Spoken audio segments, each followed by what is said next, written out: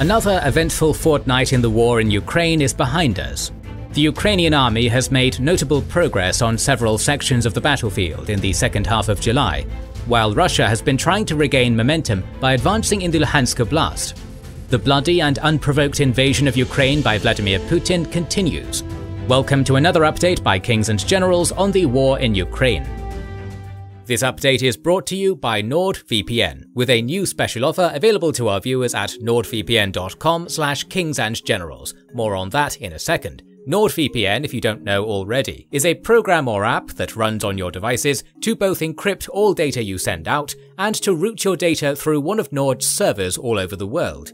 Why do this? Because encrypted data is infinitely harder for anyone scooping up your info to actually use, be they advertisers, scammers, criminals, or even official surveillance services. And because when your connection looks like it's coming from a NordVPN server and not your device, your IP stays hidden, and the data gathering potential drops yet further. But it's not all secrets and data. Moving your IP lets you do useful things like watch TV shows that are only released to users with certain IP locations for one reason or another.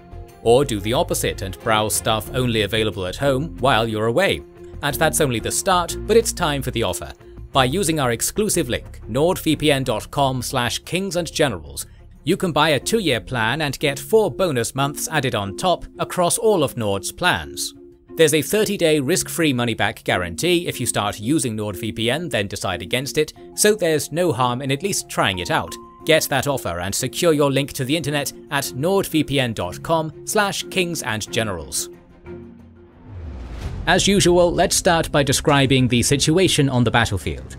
At the start of the described period, the situation on the Zaporizhia front remained stable. Extensive minefields continued causing problems for the Ukrainian army. On July 14th, in his interview with CNN, the Ukrainian Brigadier General Alexander Tarnavsky conceded that complex and dense minefields have been stalling Ukrainian progress.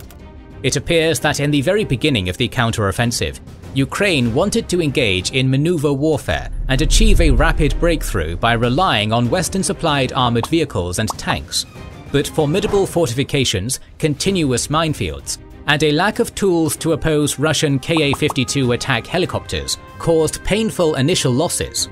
Russian soldiers manning the Zaporizhia front have been relatively fresh compared to other units, and managed to withstand Ukraine's initial assault. Since then, Ukraine has altered its tactics. It has focused on destroying Russian artillery, MLRS, and their military infrastructure in the south of Ukraine, along with conducting regular assaults in small infantry groups backed by a couple of tanks or armoured vehicles to probe for weaknesses and exhaust Russian units. We earlier reported about General Popov's dismissal from the 58th CAA responsible for the defense of Zaporizhia due to his complaints about the lack of rotation in the Russian army on this front, indicating the lack of reserves on the Zaporizhia front. Russian military bloggers also regularly complain about the lack of counter-battery fire to silence Ukrainian artillery on this front. Arguably, these conditions have paved the way for the Ukrainian army to achieve a notable breakthrough after weeks of relative stability on the front line. On July 25th, sources reported about the advance of the 35th Separate Marine Brigade and the Aray Battalion in the Staromayorsk section, while the 47th Mechanized Brigade made progress to the east of Robotyne with an aim to bypass this village.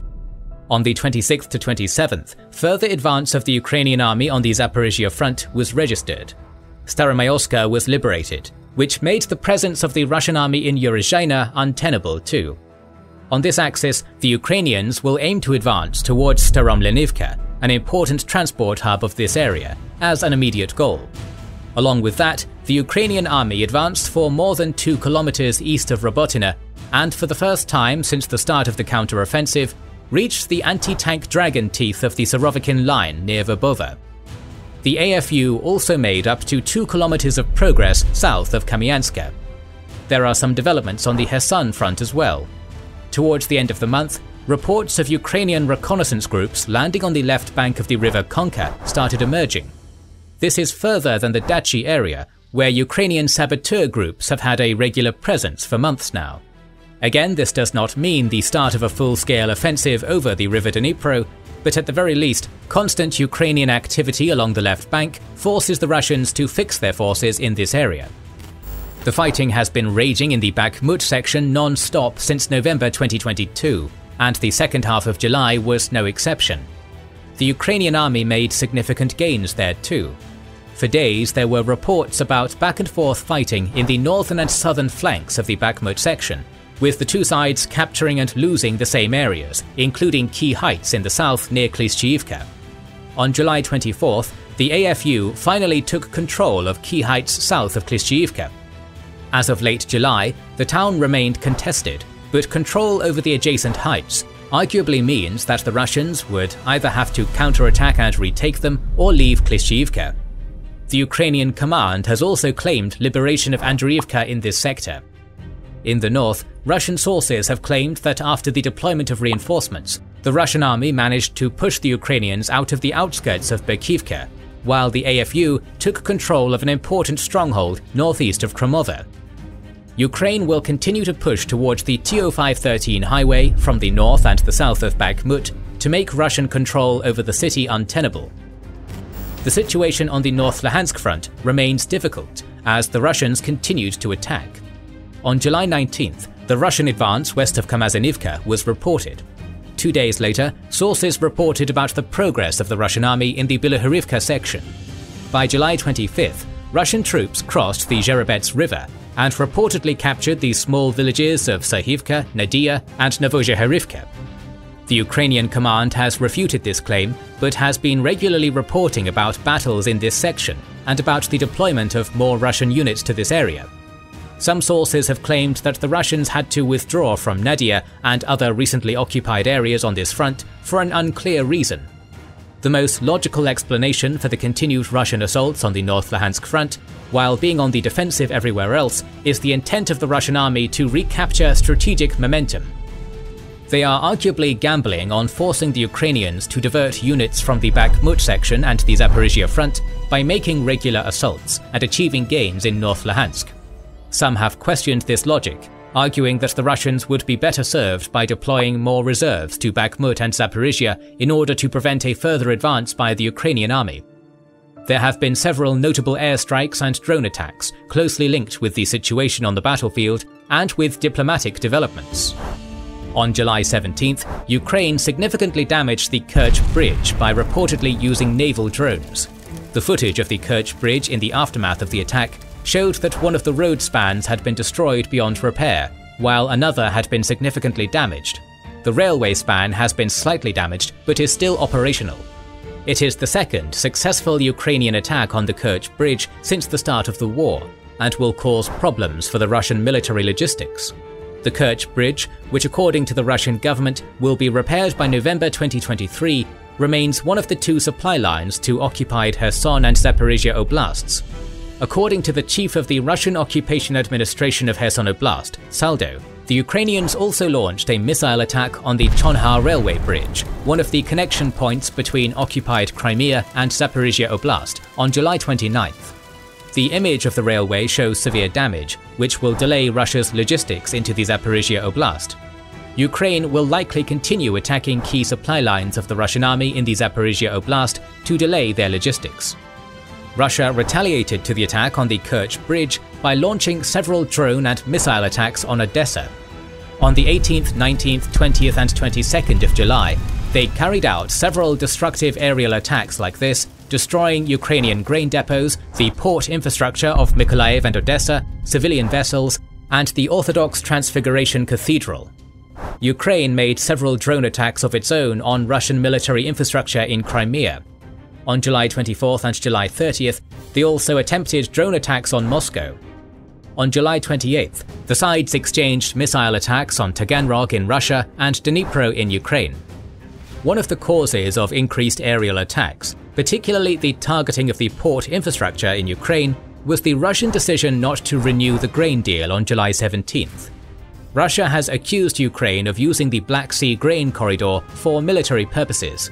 It also demands the resumption of the work on the Togliatti-Odessa ammonia pipeline and the reconnection of the Roselkhozbank, a Russian bank focusing on agriculture-related business, to the SWIFT international payment network. Russia also declared that they would reserve the right to stop and inspect any ships in the Black Sea to ensure that they do not carry military supplies, along with essentially blockading the Ukrainian ports of Odessa and Mykolaiv, which they do not occupy. Ukraine responded with a similar caution for any vessels going to Russian ports and Russian-occupied ports of Ukraine in the Black Sea. Understandably, Putin's decision to quit the grain deal has caused a lot of criticism against him. The prices of grain on the global market are expected to rise as a result of this, which will be most painfully felt in low-income countries. Russia has been trying to alleviate this criticism by increasing its diplomatic activity and hosted the second Russia-Africa Summit on July 27th to 28th. Only 17 African heads of state attended the summit, compared with 43 in 2019. At the summit, Putin claimed to have written off the $23 billion debt of African countries in 2022 to 23, and promised the export of almost 10 million tons of grain to Africa in 2023, and his intention to send 25 to 50,000 tons of grain to 6 African countries for free. At a time of almost non-existent relations with the West, the Global South has become Russia's best bet for avoiding diplomatic isolation. Given the poor image of former colonialist countries of the West in the Global South, particularly in Africa, some African leaders view Russia as a better alternative. Still, this did not stop some of them from publicly calling for a renewal of the grain deal. For instance, South African President Cyril Ramaphosa said that African leaders did not come here to ask for any gifts for the African continent, with respect to Putin's promise of free grain, and instead called for the continuation of grain export through the Black Sea. There have also been reports about preparations by Saudi Arabia to host a conference on the war in Ukraine. It fit the pattern of Saudi Arabia's assertion of its position as an independent actor on the global stage, but this is beyond our topic. The interesting part for us is that Russia has apparently not been invited to a conference hosting talks on the war in Ukraine, even by a nation of the Global South. Russia has also experienced a tough moment in its difficult and situational friendship with Iran. The Kremlin publicly supported the sovereignty of the United Arab Emirates over several islands in the Persian Gulf, which Iran claims as well. While Iran has been helping Russia by supplying drones and ammunition, the UAE has become an increasingly important commercial and political partner for Russia at a time when Western sanctions stifle it. On July 12th, Iran's foreign ministry summoned Russia's ambassador to Tehran, calling Russia to correct its position on the matter of the Persian Gulf Islands. Russia wants to assert itself as a viable geopolitical alternative to the United States in the world, and particularly the Middle East, and would have to tread very carefully in the complicated geopolitical scene of the Middle East. Russia also continued working on taking advantage of its good relations with China and North Korea to bolster its military capacity. On July 21st, the French presidential aide, Bon, claimed that China has been giving a lot of military supplies to Russia, which he later clarified to envisage dual-use technology and non-lethal aid. The available information on open sources does not indicate that China has been providing major military aid to Russia. Moreover, on July 31st, China decided to adopt restrictions on the export of drones and certain components used for their production effective September 1st. Both Russia and Ukraine have been actively purchasing civilian drones from China and modifying them for use on the battlefield, but this decision will be more detrimental for Russia simply because they have bought more drones from China since the start of the war. According to Politico, Russia purchased over $100 million worth of drones from China in 2023, which is 30 times more than what Ukraine has bought. This move comes on the back of the US Secretary of State Blinken's call on China to restrict the export of drones and dual-use technologies which can be used in the manufacturing of drones, among other things. North Korea is a different story. On July 25th, the Russian Defense Minister Shoigu visited North Korea, most probably asking for more ammunition, which Pyongyang will likely accept. In contrast, Ukraine continues receiving regular pledges of military aid from its allies. On July 16th, South Korea pledged $150 million for demining and construction of schools. On the same day, the US President's National Security Advisor Jake Sullivan confirmed that the US government has officially authorized the training of Ukrainian pilots on F-16. We still do not know about the exact numbers of F-16s to be given to Ukraine, or the country which will be supplying them, but the decision has been made, and according to the US official John Kirby, Ukraine could get these fighter jets by the end of 2023.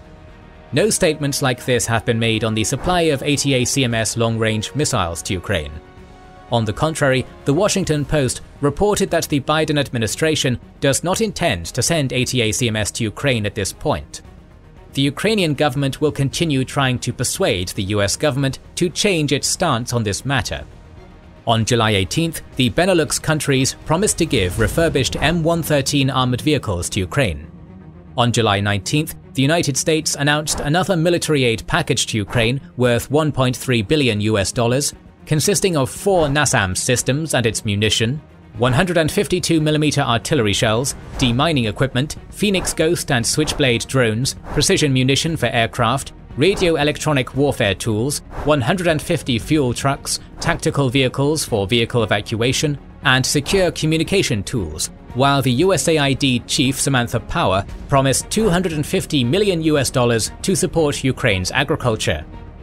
On the same day, the Irish Taoiseach Varadkar pledged €5 million in humanitarian aid to Ukraine.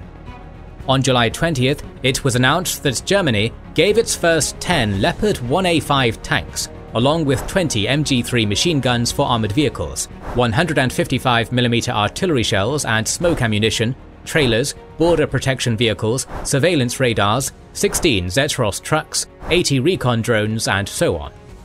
On July 24th, the Bulgarian parliament approved the delivery of nearly 100 Soviet-made armored personnel carriers to Ukraine. On July 22nd, Sweden promised €522 million for Ukraine's reconstruction. On July 24th, Spain sent 4 Leopard 2A4 tanks, 10 M113 armored personnel carriers, and several military and civilian vehicles. On July 25th, the US announced another military aid package worth $400 million, which consisted of 32 Stryker armored fighting vehicles, HIMARS munition, NASAMS munition, more Stingers, Javelins, artillery shells, demining equipment, and Hydra 70 missiles, while the European Commission President von der Leyen announced €1.5 billion of aid to Ukraine. On July 30th, the New York Times reported about the purchase of 400 to 500 Starlink terminals by the Pentagon for Ukraine. Ukraine is also taking steps to increase its internal military production. On July 26th, Ukrainian Prime Minister Shmuhal stated that Ukraine has allocated more than $1 billion for the domestic drone industry. There have also been several notable internal developments in Russia in this period. On July 21st, Igor Girkin-Strelkov, the former Minister of Defense of the separatist DPR regime, convicted for shooting down the MH17 passenger airplane in 2015 by a Dutch court, was arrested by the FSB on charges of extremism. Girkin supports Russia's war of aggression in Ukraine, but has consistently criticized Putin for the way the war has been conducted. Recently, Girkin created the Angry Patriots Club in Russia, gathering a small number of like-minded ultra-nationalists, and has been more and more vocal in criticism of Putin, Shoigu, and the Russian elite in general. As the war drags on, Putin will likely become even more suspicious of any dissent, and will not shun from punishing a liberal, a leftist, or a nationalist who dares to cross the red lines imposed by him. On July 24th, Putin signed a decree extending the conscription age from 27 to 30 and mobilization age to 65. These changes allow the Kremlin to expand its pool of available soldiers to send to Ukraine, as it seems like Russia is preparing for a long war. Russian MP Katapolov stated, "This law is written for a big war, for a general mobilization, and you can smell this big war now." The Russian parliament has also voted for legalization of creation of paramilitary organizations by Russia's federal subjects. Wagner is not available anymore, and Russia is using more and more men in Ukraine every day. Therefore, the Russian government is preparing conditions for another round of mobilization, which many in the Russian information space are already calling for. Ukraine has made notable progress on the battlefield in this period, but many have publicly stated that they would have hoped for faster progress. Ukrainian officials, including Zelensky, have lamented delays in the pace of Western military delivery, which has allowed the Russians to entrench themselves in the occupied areas and create dense minefields and formidable fortifications. This is now causing more casualties for Ukraine, but Kyiv and its Western supporters are gradually becoming more optimistic about the prospects of Ukraine's counteroffensive following several gains on the battlefield.